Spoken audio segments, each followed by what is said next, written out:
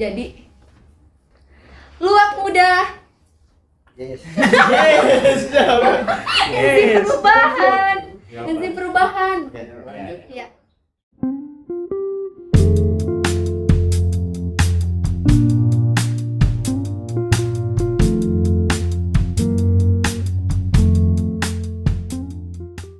Kembali lagi bersama kita Luak Muda Enzim Perubahan. Kita tadi sudah berbicara panjang lebar kayak gitu ya tentang KUHP, tentang partisipasi masyarakat dan sebagainya. Oke, mungkin kembali lagi kepada Gusti kayak gitu ya. Tadi juga sudah menjelaskan argumentasinya, bagaimana keresahan mahasiswa dan sebagainya, bagaimana partisipasinya, apakah ikut dalam perencanaan itu atau tidak kayak gitu. Oke, yang menjadi pertanyaan itu, yang menjadi keresahan mahasiswa dalam pembentukan demokrasi itu apa sih? Oke, berkaitan dengan demokrasi ya, yang termuat dalam RKUHP yang kini sudah disahkan menjadi KUHP, yang belum, sebagaimana kita tahu meskipun belum akan berlaku. Namun ada beberapa keresahan dari kami yang juga berkaitan dengan demokrasi, yang itu sudah disampaikan juga tadi beberapa oleh Bang Firman, juga disenggol juga oleh Bang Kariswan. Itu ada di pasal 218, pasal 219 itu berkenaan dengan pasal penghinaan presiden. Nah, sebagaimana kita tahu, lumayan ya, penjaranya 4 tahun 6 bulan atau denda kategori 4 yang maksimal 150 juta. Kenapa pasal ini menjadi bermasalah bagi kami? Tentunya ini dapat membungkam ataupun mengkebiri daripada demokrasi itu sendiri. Pasal ini sebenarnya juga pernah diatur di KUHP sebelumnya, di pasal 134, 136 bis dan juga 137 KUHP, yang merupakan katanya warisan kolonial Belanda itu. Yang dimaksudkan sebenarnya adalah secara historisnya ini untuk menjaga harkat dan martabat raja atau ratu Belanda. Nah, kemudian mengalami perubahan ketika KUHP ini KUHP warisan Belanda ini diadopsi oleh Indonesia sesuai juga asas konkordansi menjadi pasal penghinaan terhadap presiden dan wakil presiden. Ini kan dua variabel yang berbeda. Sebagaimana kita tahu Belanda dengan raja dan ratunya menggunakan sistem monarki, sedangkan kita demokrasi. Seperti itu. Dan juga pasal ini juga pernah diuji ke Mahkamah Konstitusi dan diputus tidak memiliki kekuatan hukum yang mengikat sesuai dengan putusan MK nomor 013/022/PUU 4 tahun 2006. MK menyatakan bahwa pasal ini tidak berkekuatan hukum karena beberapa pertimbangan dari MK tersebut. Yang pertama yaitu pasal penghinaan ini bertentangan dengan asas equality before the law, atau semua orang itu sama di hadapan hukum, asas persamaan hukum, di mana setiap subjek hukum itu sama di hadapan hukum. Sebagaimana tadi ada Bang Rizwan juga, kenapa kalau memang presiden merasa terhina, kenapa tidak menggunakan pasal penghinaan yang pada umumnya? Kenapa harus disendirikan pasalnya untuk penghinaan, khusus untuk penghinaan presiden sendiri? Nah, teman-teman semua, abang-abang juga, moderator, kami juga sebenarnya sudah bahkan berbicara langsung seperti itu melalui teman-teman Kasrat dengan Pak Wamen Edi, Prof Edi, ini ada gambarnya. Beliau mengatakan mengenai kita itu menggunakan asas primus inter pares, satu dari yang setara, artinya kita dahulukan. Itu yang pertama alasan dia. Kedua, alasan yang dia kemukakan adalah pengendalian sosial. Hukum itu katanya juga direncanakan untuk mengendalikan sosial, di mana sebagaimana kita ketahui seorang presiden ini tentunya memiliki pendukung. Nah, kalau presidennya dihina, pendukungnya marah, hukum harus berperan di situ mengendalikan sosial. Pertama, primus inter pares sudah jelas, misalnya bertentangan dengan asas equality before the law yang mana dijamin dalam Undang-Undang Dasar 1945 pasal 28D, bahwa semua orang itu sama di hadapan hukum. Oke, saya ini ya, biar tidak ini, saya langsung bunyikan saja pasalnya. Semua orang sama di hadapan hukum dan juga memiliki kepastian hukum itu sendiri di pasal 28D. Nah, di sisi lain, asas equality before the law ini memang cocok untuk diterapkan di negara kita yang demokrasi. Bukan kita mendahulukan satu dari yang setara seperti di negara-negara monarki seperti misalnya Belanda, yang dalam hal ini melakukan kolonialisme itu di Indonesia ketika itu. Kemudian kedua, pasal penghinaan presiden ini bersifat subjektif.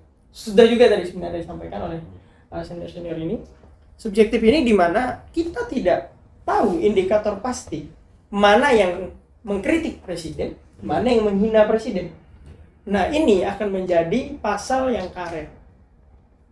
Bagaimana kita ketahui dapat mengkriminalisasi orang sembarangan. Yang kita takutkan adalah abuse of power tadi. Jadi penyalahgunaan kewenangan atau pasal ini disalahgunakan untuk mengkriminalisasi masyarakat yang kritis. Sebenarnya kritis ini kan dia peduli ya negaranya itu.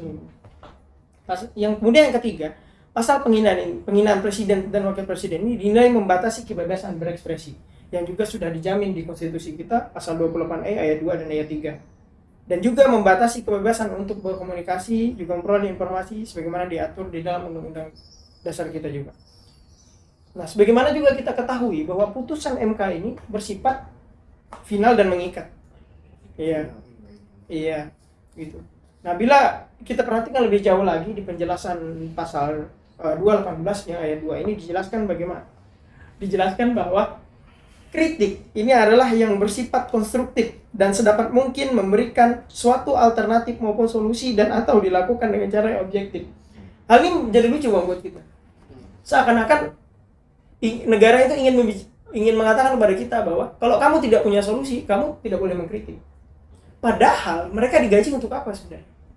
Nah, ya untuk mencari solusi, untuk memberikan inovasi, kreasi dalam memecahkan masalah yang ada di masyarakat. Ya kan? Kalau harus, ini kata teman-teman saya ya, kalau sering demo itu, kalau mereka minta solusi dari kita, switch dulu, tukar dulu. Kita yang dapat gajinya, oke, kita sama-sama menemukan solusinya. Itulah kira-kira.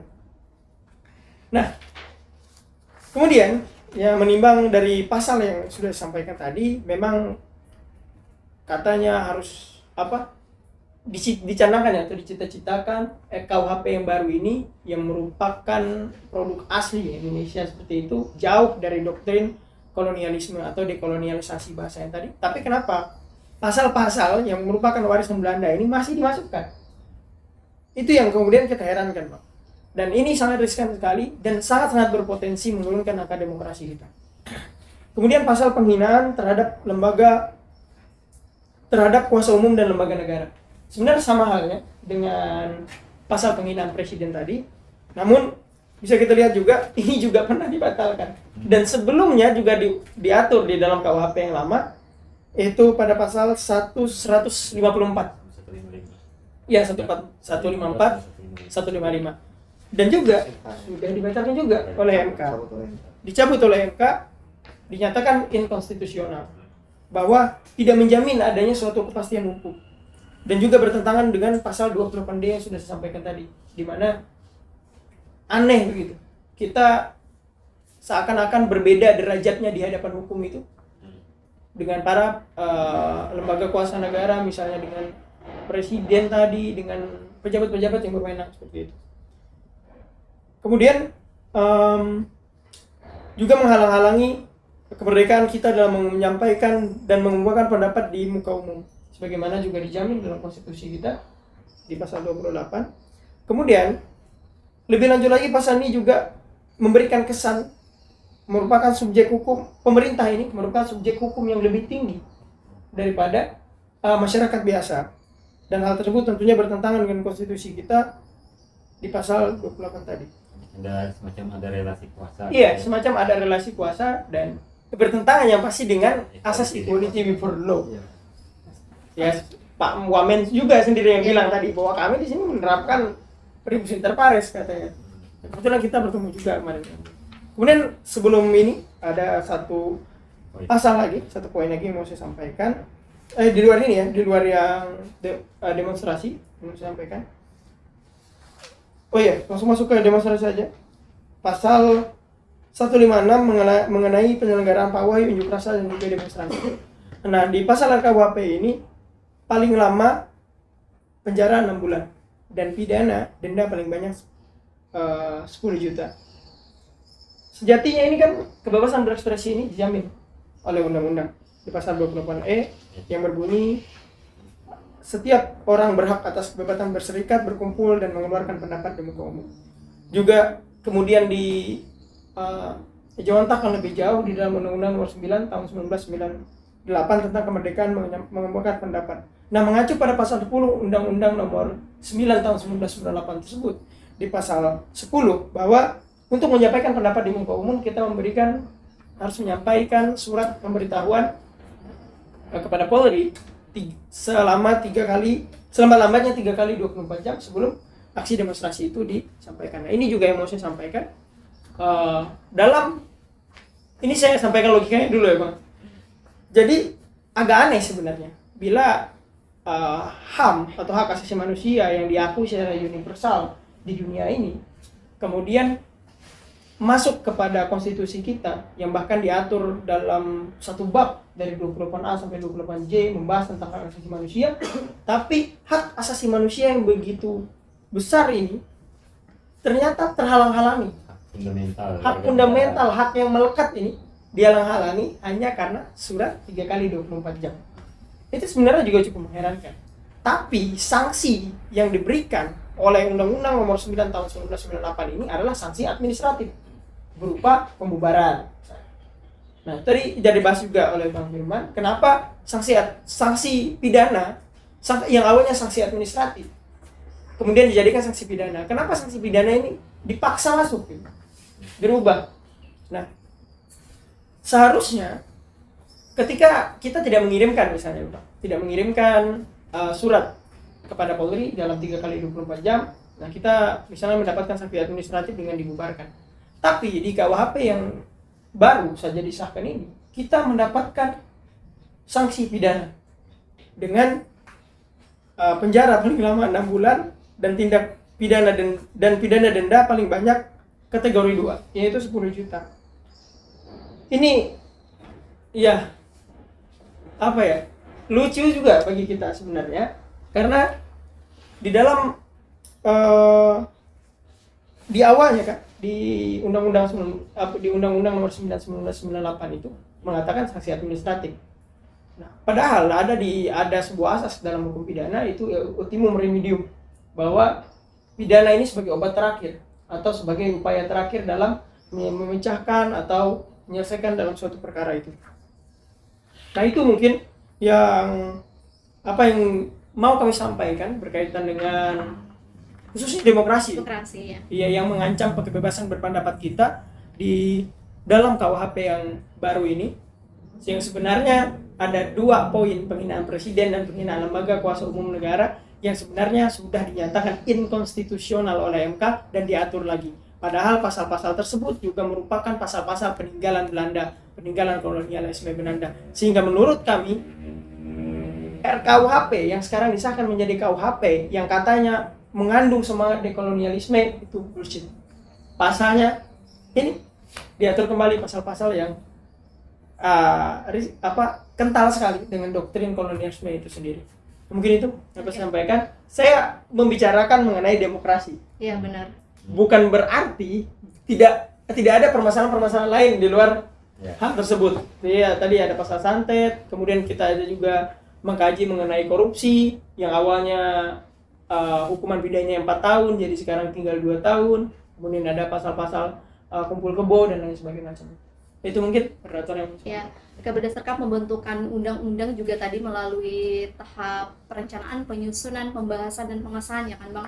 Dan itu juga harus memastikan aspirasi dan partisipasi masyarakat gitu. Tapi di sini dari Gusti gitu ya, selaku mahasiswa dan juga sebagai masyarakat, dan saya pun begitu, adanya keresahan-keresahan gitu. Nah, menurut pandangan Bang Firman dengan keresahan-keresahan tersebut bagaimana?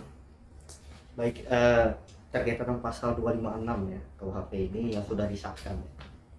Saya mencoba menarik. Kalau tadi di posisi sebagai warga negara, saya coba menarik ke posisi pemerintahan. Ya, benar.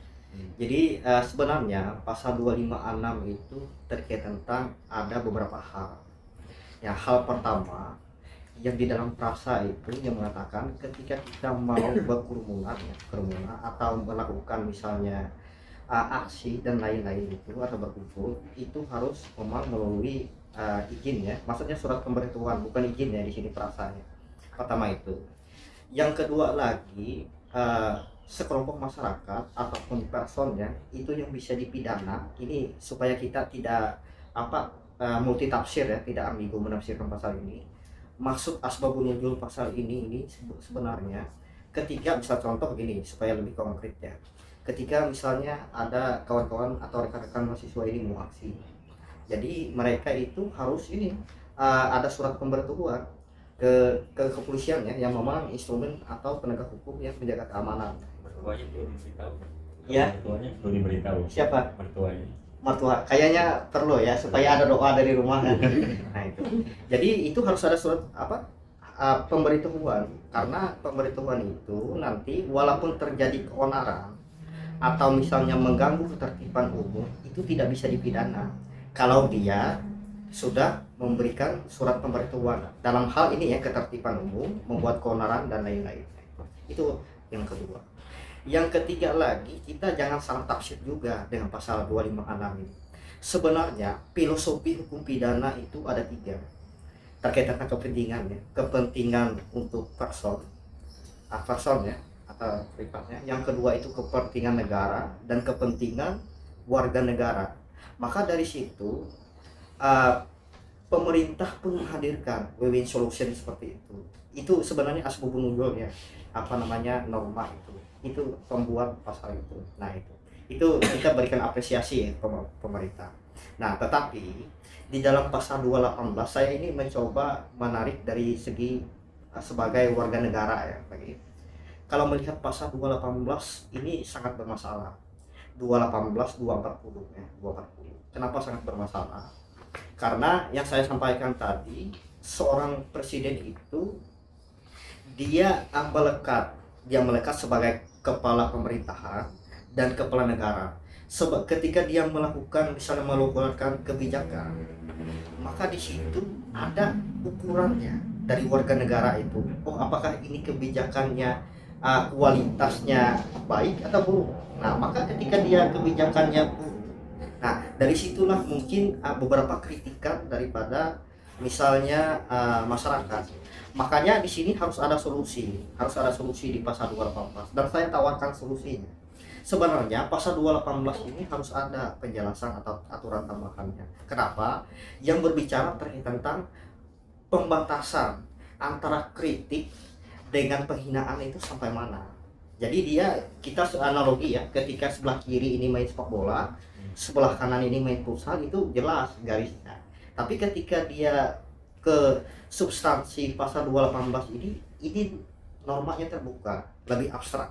Padahal yang sudah disampaikan oleh Wakil Menteri ya, Prof. Edward itu di dalam kita penyusunan drafting sampai pengesahan KUHP itu dia normanya konkret karena dia delik material. Nah, delik material itu sifatnya ini sama kayak bahasanya preventif, pencegahan sesuatu itu bisa terjadi. Salah satu contoh ketika kita tarik tadi ya, terkait tentang misalnya kenapa harus ada surat pemberitahuan supaya pihak kepolisian itu mengetahui mana masa yang betul-betul warga negara atau memang masa ini preman. Nah itu preman ya, maksudnya preman itu yang melakukan misalnya ada ideologi atau yang sifatnya ideologi itu menyalahi daripada ketentuan peraturan perundang-undangan. Jadi di situ pemetaan atau pengawasannya itu yang menarik ya. Karena Adinda tadi berbicara asas. Kalau orang hukum itu harus berbalas pantun. Asas balas asas. Jadi dia mengemukakan asas equality before the law. Equality before the law itu asas yang umum dalam ilmu hukum. Tapi saya mencoba menyampaikan asas proporsional. Jadi ketika misalnya ini menarik lagi, ketika saya rasa mendudukan sebagai pemerintahan ya, menarik lagi kayaknya terkait tentang pemerintahan yang memang harus ada fitur terkait pasal 218 dengan 240 itu mencoba dia menjaga marwah dan menentukan batas mana porsi daripada masyarakat itu ketika dia apakah ini mengkudeta atau cuma penghina. Makanya di situ di dalam pasal 218 itu bukan delik laporan, tapi dia delik aduan. Jadi tidak mungkin kan seorang presiden itu ketika misalnya ini ya, kalau kita sebagai negarawan berpikir ya, tidak mungkin misalnya presiden itu dihina mengenai tentang pendidikannya. Nah ini dia menggugat balik, tidak mungkin kan gitu. Jadi logikanya seperti itu. Karena sebenarnya pasal 218 ini yang kita mau dengan 240 itu seorang presiden atau kepala sebuah negara itu menjadi negarawan sebenarnya. Tetapi dengan ada pasal ini sebenarnya pro dan kontra juga, pro dan kontra. Makanya saya tadi di awal saya sempat memang 218 ini secara pribadi saya tidak setuju. Tetapi saya mencoba, ini pemikiran daripada pemerintah membuat pasal tersebut normanya. Jadi dia sebagai pengawasan, dia sebagai penjaga marwahnya presiden, dia supaya tidak masyarakat ini mengemukakan pendapatnya tidak kebablasan. Makanya disitulah instrumen atau pasal-pasal yang memang karena kita kan Eropa kontinental ya. Eropa kontinental itu lebih kepada asas kepastian hukum sesuai dengan pendapat dari Gustav Radbruch ya. Jadi ada tujuan-tujuan hukum itu. Nah, makanya win solutionnya nanti mungkin akan disampaikan oleh kawan-kawan praktisi ya. Makanya 218, 240, terus lagi pasal terkait tentang santet, demo dan lain-lain itu harus disosialisasikan. Nah, yang kita takutkannya norma terbuka 218 240 itu takutnya disalahgunakan oleh aparat penegak hukum. Salah satu yang disampaikan Adinda tadi ketika dia dilain daripada pendapat daripada rejim, ini sebagai pisau cambukan ya untuk yang kontra. Ya itu yang kita takutkan ya. Jikalau memang negarawan, saya yakin dan percaya ini bakalan mulus terkait tentang KUHP ini, walaupun misalnya diuji di di Mahkamah MK ya, MK sesuai dengan pasal 24 ayat C. Karena mengutip daripada pendapat Profesor saya tadi, sebaik-baiknya hukum jikalau dipegang oleh orang buruk, dia akan jadi buruk ya. Tapi seburuk-buruknya hukum itu kalau dipegang oleh orang yang baik dan dia memiliki moralitas tinggi, bakalan jadi baik. Itu ya dari saya. Oke. Kita membahas panjang lebar ya tentang KUHP. Nah, yang ingin saya tanyakan kepada Bang Rizwan, apa sih perbedaan KUHP yang dulu dengan yang sekarang? Ya, jadi sebenarnya secara umum tadi sudah banyak juga dibahas oleh kedua materi di sebelah saya ini ya. Jadi perbedaannya adalah adanya beberapa perubahan. Jadi namanya perubahan kan tidak secara holistik baru, hanya saja mungkin ada perbaikan dan lain sebagainya. Jadi memang betul bahwa terkait pasal penghinaan itu ada indikasi masih mengusung semangat kolonialisme, ada indikasi ya saya bilang. Nah, akan tetapi memang di sisi lain pemerintah itu telah memasang sabuk pengaman. Itu ada di pasal 218 ayat 2. Di situ sebenarnya sudah dijelaskan juga. Ini yang versi revisi akhir ya, yang per tanggal 6 Desember kemarin disahkan itu. Jadi dalam hal kritik itu disampaikan untuk kepentingan umum yang lebih luas. Nah, maka ia tidak dapat dipidana karena ada juga di dalam penjelasan pasal 218 ayat 2 itu bahwa diakui dalam kita berdemokrasi kritik itu menjadi sesuatu yang sangat penting kan ya, seperti itu. Nah, jadi itu pertama di pasal 218 itu perubahannya bahwa saat ini ada delik material dimasukkan ke dalam situ. Kalau misalnya awalnya pasal penghinaan presiden itu dia merupakan delik formil, artinya ketika terjadi penghinaan ya sudah langsung terpenuhi unsur pidananya kan gitu. Jadi dia di pasal yang lama itu tidak dipertanyakan lagi misalnya maksudnya apa, mens reanya.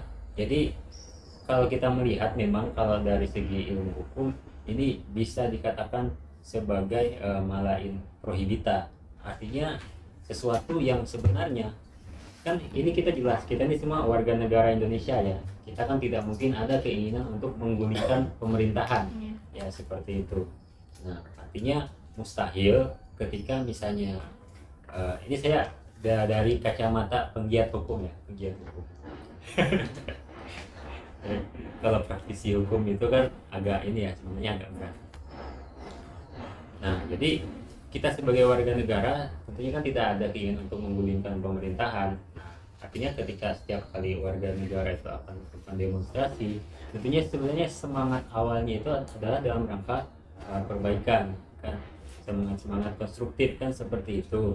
Nah, artinya ketika kita bicara soal malain prohibita ini kan berarti masyarakat, kesadaran hukum masyarakat meyakini kritik itu bukan sesuatu hal yang jahat. Nah, jadi akan tetapi tetap diatur di situ dia sebagai actus reus ya, kegiatan tindakan yang dilarang. Nah, itu yang pertama. Kemudian perbedaan lain lagi secara umum ya, tadi ada di pasal perzinaan. Di pasal perzinaan itu kan tadi sempat dibahas juga ya, bahwa kalau misalnya di KUHP yang lama itu memang betul delik aduan kan, tapi sekarang ada penambahan. Jadi laki-laki tanpa ikatan perkawinan, perempuan tanpa ikatan perkawinan itu tetap bisa dipidana kalau mereka terbukti melakukan zina. Nah, yang berhak mengadukan siapa? Itu ya orang tua kan, orang tua atau anak kalau misalnya dia janda atau duda. Nah, jadi itu. Kemudian tadi kembali ke materi yang disampaikan oleh ketum tadi, terkait apa lagi satunya tadi? Selain pasal penghinaan tentang unjuk rasa atau penghinaan terhadap lembaga kuasa. Ya, 3 poin yang kita sampaikan. Nah, jadi terkait yang unjuk rasa tadi. Unjuk rasa. Kalau saya sih melihatnya seperti ini. Jadi memang tidak jauh berbeda dari yang disampaikan oleh rekan kita di sebelah. Ya, sepakat. Sepakat itu dalam arti begini. Meskipun memang patut diduga masih ada semangat kolonialisme dalam pasal tersebut. Akan tetapi kalau kita secara diplomatis bisa bilang ini adalah langkah awal titik temu.